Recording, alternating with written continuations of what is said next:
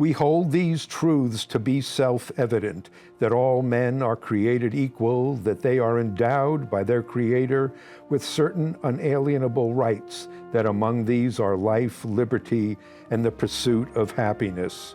These words from the Declaration of Independence are familiar to many of us, and yet it took 143 years for women to get the right to vote, and 189 years for Black people to get the right to vote.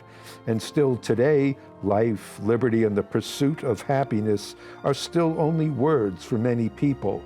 Here in Boston, life expectancy varies by 30 years, depending on where you live. In Roxbury, with many poor and Black people, life expectancy is 59 years. In the Back Bay, wealthy and mostly white, life expectancy is 91 years. It's tough to have liberty when you are in prison. The United States incarcerates 716 people for every 100,000 people. Our rate of incarceration is more than 5 times higher than most countries in the world. Millions of people in our country don't have health care, a decent job, good education, a home they can afford, and that makes it pretty hard to pursue happiness. So on this show, you are going to meet people who are making it possible to have life, liberty, and the pursuit of happiness. People today who are making the words of the Declaration of Independence come true. Hi, my name is Michael Jacoby Brown, and we're very lucky to have on We Hold These Truths today. Our guest is Laura Frost. Laura Frost has lived in Arlington for many, many years, and she's been a leader in the Tenants Council at 840 Mass Ave, which was able to get their building bought by the Housing Corporation of Arlington. Laura Frost is also now an organizer with the Mass Union of Public Housing Tenants, working for tenants' rights of those tenants who live in Massachusetts public housing. So welcome, Laura. Thank you. It's nice to have you here today. Thanks for taking the time. So tell me a little bit more about where you're from and how you ended up here in Arlington and where your values came from.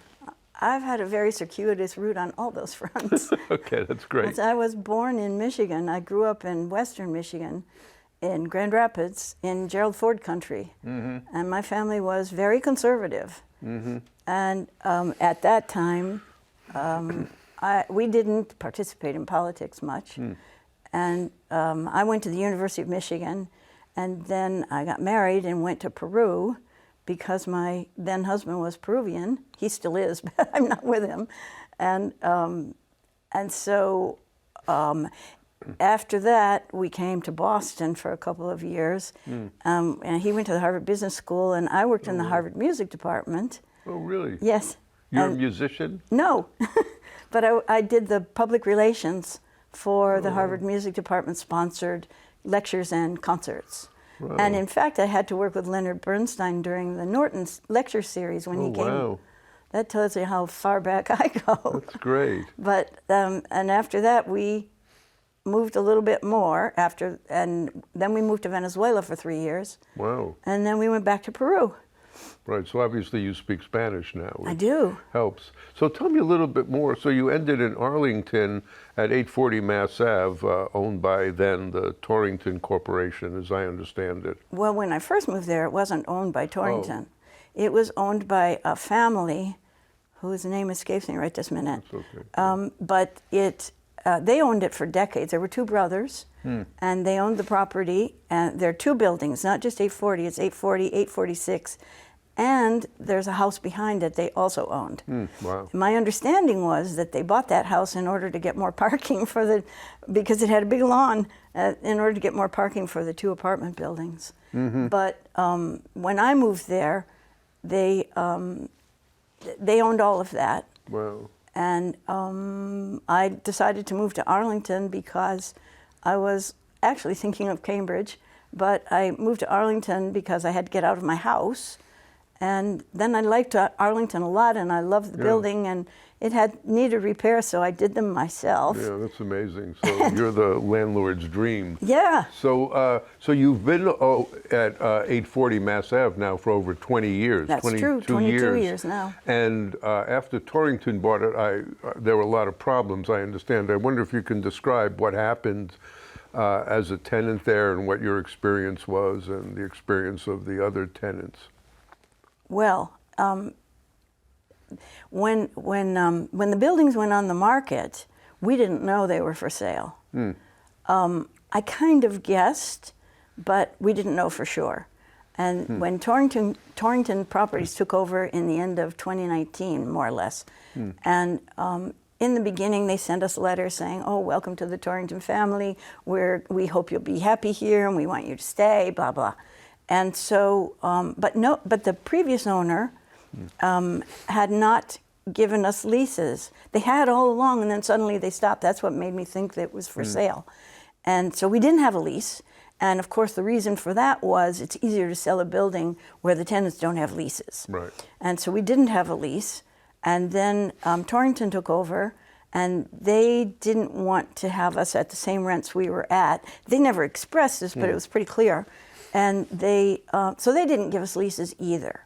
So we lived as tenants at will for 2 or 3 years before we got into the tussle with Torrington, because Torrington is not alone. It's the villain in my story, but it's one of many property developers that does what they did, which is look for a property that's a good, solid property in a good place, needs some repairs, and therefore they can get it for less. And then they come in and remodel a lot of the existing units as they can, and they rent them for much higher rates. Right. So what were the rents like, and what did they go from? Oh, well, I can't tell you exactly because they were all different. Yeah. So it's easier to say, rather than our rents were, at the time when I moved in there, my rent was market rate. Yeah. And then the market didn't go up for a while because it was 2003. Right. 9/11 in 2001 was still affecting the rents, and so they didn't go up very fast for a while. It started to increase, I think, about the time that the previous owners stopped giving us increases because they didn't want to give us leases. Right. And so then they sold to Torrington. So the rents were dependent on when you moved in. So what happened after Torrington? After Torrington came, they started remodeling. Yeah. And we lived with noise and dust and mess, and it was a pandemic too. Wow. So we had all of that going on, but I started thinking, I was already working with an organization called City Life in Boston. I was affiliated with them and going to rallies and demonstrations for people who were being displaced. And so I started thinking, that could happen here. And how did you get interested in city life and that? You said you came from a conservative family. I did, but remember, I ping-ponged through life in South America and other places. I lived through the Vietnam War and Watergate and all those kinds of things. And I remember when I was so naive that when Watergate started, I said, "Oh, presidents don't lie." I believed the whole mystique of all of that, and I'd never been too concerned about politics, except for the Vietnam War, where we demonstrated against that at the University of Michigan, and we tried to help our friends, who were only boys at the time, not get drafted. And what led you to do that? I mean, some people, I'm old enough certainly to remember that, and what led you to protest the war and care about, the boys or young men getting drafted? They were our friends, and it seemed that they were sending them awfully far away. And even with my limited knowledge of those types of things, it seemed wrong to me. And I didn't want my brothers. Where did that come from? Because some people just would listen to what, maybe you said your parents were conservative, Gerald Ford country, who was the vice president at the time. I mean, what led you to change your mind about that? I couldn't say any one thing. It was a gradual evolution. And in fact, probably after having been in, and that was a very tumultuous time in Ann Arbor. and other places around the country too. But Michigan was a very activist school, and Black Action was also pretty strong at that time, and circling buildings and all. And at first I was just standing and watching it. But then I started listening to what they were saying and looking around, and I thought, they're right. They're completely right. This is wrong. Right. But it didn't sink into me completely that our government was really misleading us. Right. I just thought, I don't want my friends to go. This isn't a good thing. Right. And what are we doing over there? Yeah. Well, let's go back to Torrington and 8. What happened after they moved in? You said you got involved in city life. Well, I was already involved with city life. Our tenant association had actually been founded before by somebody else who lived there, and we had a 4-person, not board of directors, but committee to try to do things. But he was the leader. Connor Ring is his name. But they got disgusted with Torrington, and 3 of them moved out, and that left me. And then the pandemic came, and people sort of lost interest. But as I continued to participate with city life, because that was outdoors, I met city life through Connor Ring, and so I started going to these demonstrations. And I was horrified at the notion that people were just getting pushed out, and also the conditions that many landlords were allowing to occur in their apartments and not doing anything about. And then you said you thought maybe that's happening. Yeah, and I didn't place. think so much that ours was going to be full of mice and roaches, although apparently some people's were, ours. But I did think that we might be, and I could see the stiff winds of change blowing with regard to rents, and I thought, we better get prepared. And so I reformed the Tenants Association. Yeah. So how did you do that? How did you? I went around and knocked on everybody's door. Everybody's? Everybody. That's like a lot of people. Yeah, well, there are 59 units there.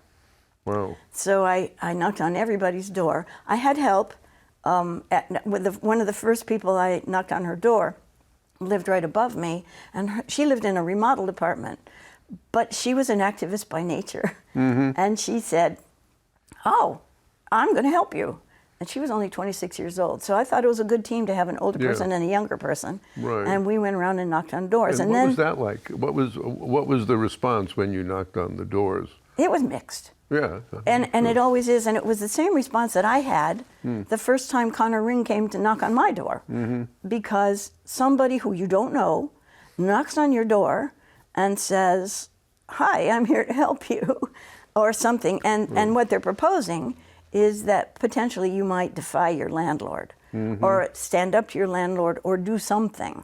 And I think in the first instance with our first iteration of the tenant association, they were just trying to negotiate rents to make sure that we didn't get hit with huge increases. And that was going on when the other 3 left. But then the pandemic came and things slowed down, and there was a lot of ins and outs of all that I could spend a half an hour telling you that. Right. But so what I decided was we needed to reform. And that was about, I don't know, it doesn't matter. So we got at the time we had a copy of a new lease agreement that was being negotiated at a Torrington property in Jamaica Plain. And it was just then happening with city life. So they gave me that, and I took it around and showed it to all the tenants and said, would you like to have an agreement like this? And we got a lot of yeses, so about half of the tenants signed up. And so Torrington owns a lot of properties, not just They here. do. Yeah. And they own commercial properties too, and I think they build some as well. Right. And what was the agreement in Jamaica Plain? And I don't mean the details, but no, I understand. basic. It's just that it was a rental agreement. That's what this was all about. It had to do with the rent scale, and the way city life negotiates or tries to.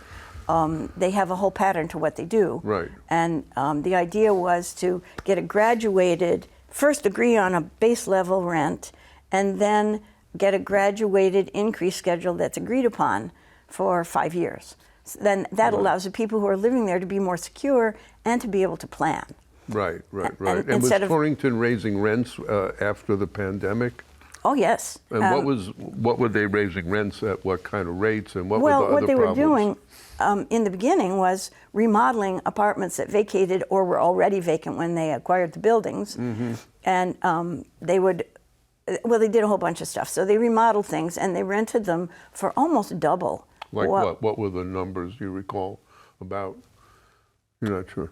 Well, it depends on whose you're looking at. Right. The newer numbers were 2,500, 2,100. In today's market, that doesn't sound like so much because now everybody's used to that. Yeah.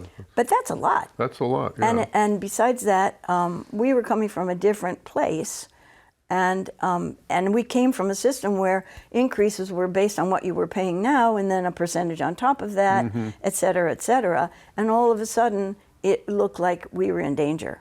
So we formed this tenant association, and we did not join the one in Jamaica Plain because they were already underway. Right. As soon as they finished, we tried. Torrington had just signed the agreement, but they refused ours. We proposed exactly the same thing, and they refused us. And then what happened? Well, so they said, give us a counter for this. So we did, and we asked for that. They said no. Then they gave us a rent schedule that in some cases was, and now mind you, this is in 2020. In some cases, there was a woman living in the 846 building who was in her 90s, and they gave her a $1,000 a month increase. Wow. And she'd been living there for 35 years. So, all of that is legal. But as I was at the Harvard Law School the other day for recruiting first-year students for the Harvard Legal Aid Bureau, and the professor who leads that says, it's legal, but legal doesn't always make it moral. Right. And that's the way I felt about all of this. I could see that we were going to get displaced if they got their way. Right. So we refused. And their concession to us was to go down by $50. And that was their concession during the whole thing, which I found insulting. But nonetheless, so we had our group, but as time went on, because we made several proposals they said, make another proposal. So we did, and there was one proposal where some of the people involved, these are the existing tenants, I refer to them as the legacy tenants, who were in the building when Torrington acquired it. And some of the ones who had more resources volunteered to take a higher, what they call bump, an increase, a higher increase, so that some of the ones who didn't have, really? Yes, so they could stay at a lower rate. And Torrington refused that. They said, we can't police that, we can't figure that out, we can't do this, we can't do that. No. And so everything we proposed to them, they said no. So finally, this went on for a couple of years. Yeah. We went back and forth, and finally they started sending us letters that were ominous, saying, you need to sign a new lease with us or else we don't want to evict you. So the word eviction started popping up, and that's a scary word. Yeah. And so it started popping up. In the meantime, when that happened, then they started, once they sent us letters, individual letters saying, your current rent is this much, your increase is this much, it's going to be this much as of June 1st, 2023, I think it was, or 24. And so it's going to be this much, and you must either sign this next page, so you say, I will accept this, or I will move out. And so I had learned through Harvard Legal Aid Bureau and City Life that we didn't have to. I mean, they can say that, but we don't have to do it. And we can oppose that, and we can oppose it on many grounds. The first being we were trying to negotiate with them, but secondly, there were a lot of violations in the buildings. So we could push back on that. And so you don't have to just accept everything the landlord says. People think you do. And they send it on their letterhead stationery, and it was a scary letter. Yeah. But at which point, some of the tenants, we had about half, some of them started dropping out. And some moved out. They didn't have stomach for a fight. And they started dropping out. And so we finally were left with about a group of 11 out of 59, which I found really alarming.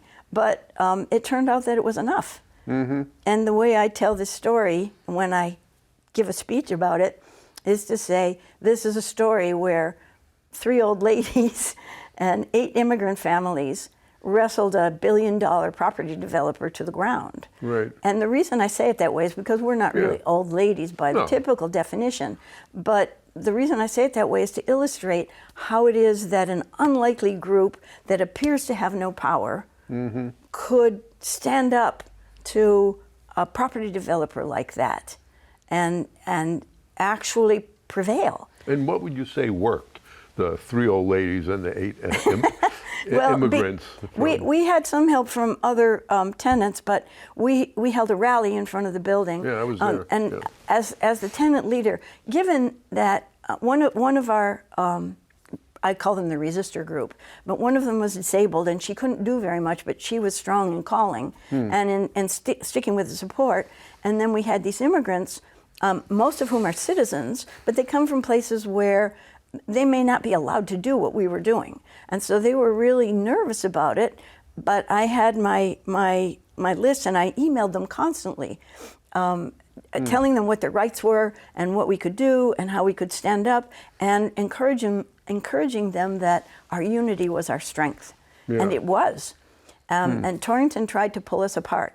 They spent one summer essentially harassing us. They were calling and sending emails and texts saying, you must sign or you must leave. Wow. And I kept telling the tenants, no, you don't have to do that. Right. And it's our legal right. You do not have to respond to that because the only entity that can evict you is a judge. Right. And So these people are not judges. And you were telling them in person or emails or other There were things? emails and in person. We had Right. meetings, Right. and Steve Meacham from City Life came to every single one of our Yeah, meetings. he's great, yeah. And toward the end, some HLab people came as well. HLab? Harvard Legal Aid Bureau. Okay, I'm sorry. thanks. No, that's all right. Yeah, and they came to help educate us on our rights because we received eviction notices Wow. after all that. So we got eviction notices, and they took us to court. And Wow. we went to court, but the night before, the day before, City Life had, they have a lot of media contacts. And we had staged rallies in front of the building. We'd Right. sent a public letter to the town officials and to our elected representatives. They came to the rally, and our state reps, Yeah. Dave Rogers and Sean Garbely both gave speeches at our rally. So the idea was to raise awareness. We put signs in our windows that said, we shall not be moved. And since we're right across the street from CVS, people would come out of CVS and say, what's that? Right. And so we did that. But then it was after all of that they finally sent us eviction letters. And now we were in the court system. Right. And eventually the Housing Corporation of Arlington was able to buy it, and now Yes, they're the owners. And they actually tried once. Yeah. I didn't mean to leave them out of this because it's they're okay. a really important component. yeah.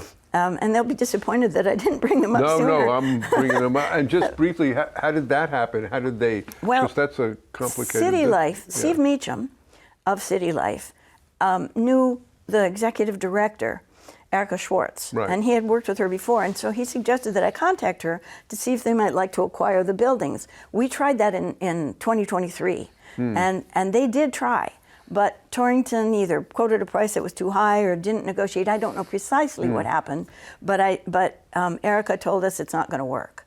So that's when we went through all the rest of that. Right. And so then we went to court. But eventually it did work. I mean, now. Well, yeah. that's part of the story. When we went to court, most tenants are not represented in court. It's not a legal requirement of the court to represent them, and so they get bullied by the landlord's attorney, which landlords always have attorneys, and they sometimes get bullied by the judges too, because judges are impatient with people who come in there and don't know the law. Right. Well, let me just, because we don't have a lot of time left, but why don't we just fast forward to what's happened now that Housing Corporation of Arlington has the building. I know it was complex negotiation. Well, I really was going to get to that. Okay, we just don't have a lot of time. No, I but understand go ahead. that. I've been watching the clock too. Okay. But the thing about when we went to court and we were represented, that told Torrington that not only did we have counterclaims, but we also had representation, Oh. and that was going to extend the battle for them. Right. And so they withdrew the charges in May. They took us to court in April, withdrew the charges in May, and by September they put the buildings up for sale. Ah, And so that's when HCA came back in, Housing Corporation of Arlington. Thanks. That's when they came back in. And they found out through, I had also been to the Affordable Housing Office in Arlington. I had called everybody I could, and everybody who referred me to somebody else, I called and called. And so I had a link to the housing office, the Affordable Housing Office in Arlington, and they were involved with HCA. And so between them, they figured out that Torrington was selling. And as soon as we learned that Torrington was selling, we, the tenants, put the signs back up in our windows that said, "We shall not be moved," because what we wanted to be sure that anybody who was considering it knew that there was a tenant issue there. right. And so if another property developer came along and just bought the building, we might be back in the same situation. Yep. So we just put our signs back up, Very just smart. to alert people. And HCA negotiated. It took a year. Wow. And so at that point, I didn't know what was happening because they were under non-disclosure. Right. So we were on pins and needles for a whole year. And I have to tell you, that whole process now, as I describe it, it all sounds smooth and easy. It was 5 years. Wow. It was stressful. It was threatening. And I had the other tenants depending on me. All my messages were going in English and in Spanish. And the people, they were afraid, but they were brave. And Right. so HCA came along, and a year later, they acquired the building. That was September of this year. So Wow. now they've been owning this property, 2 buildings and a house, and they took possession in the middle of September. Wow. Not so long ago. Yeah, no, That's it's just recent. recently, In the middle of yeah. September, they took possession, and they we can feel the difference. They're already setting up meetings for us to talk with them. Right. They have a different way of running things. They're not looking to make a profit off of us. Right. And that's a relief, but it's also, in my mind, it's a model. Because Right. now starting to work, for example, for the mass union of public tenants, I see the same sort of thing. You have to train the tenants. That's what I was doing, unintentionally, but that's what I was doing. You need to help the tenants to be empowered to stand up, Right. to say, in public housing, the situation, the maintenance isn't good, or this isn't good. It's terrible. Right. So it's a collective. It's all interwoven, and we're talking about tenants. We were so lucky with HCA, and what we got was the brass ring that everybody else is Right. reaching so for. what advice would you give after having all this experience to other tenants that are having similar experiences, threatened with eviction? Oh, the What's very your first advice thing to I them? would say is form a tenants association. You have to do that. One single voice makes no difference, but a chorus of voices, completely different.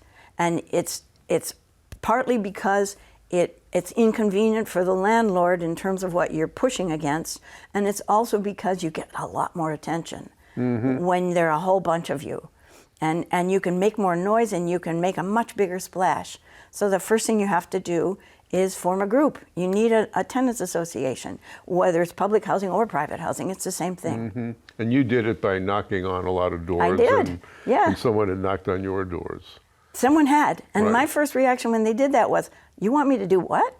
And Right. and that's the kind of reaction that we sort of got when we did it, except that we had a copy of an agreement that was being Right. negotiated. So it made it a little bit easier. But the tenants started dropping out. They were scared. They were this. It happens all the time. Right. And it's legal. So what I couldn't figure, and I never understood it, I don't understand it now, is how it is that these big companies do that, and they know that they're going to push out the tenants who are there. And, Right. and they do that to make money for themselves. I don't get it.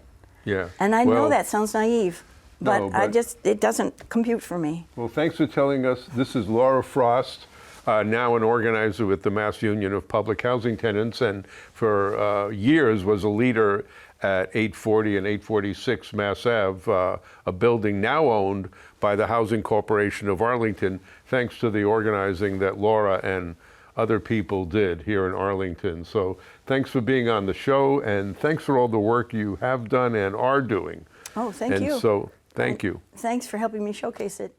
ACMi productions are only made possible with your support. Visit patreon.com/ACMi to learn how you can help.